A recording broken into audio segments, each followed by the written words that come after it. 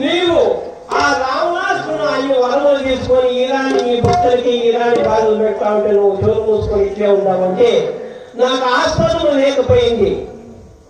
ఎందుకంటే ఆ ఈశ్వరుడు అయిన వాళ్ళకంతా వరం ఇచ్చే అంటాడు.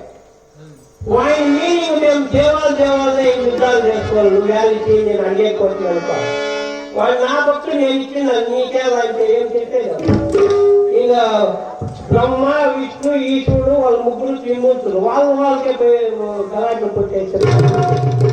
అయితే నాలుగా నువ్వు దిగపడద్దు, ఏమిటో సాగుండకూడదు వడమడినా కానీ ఒక నలమానవుని మర్చిపోయినాను.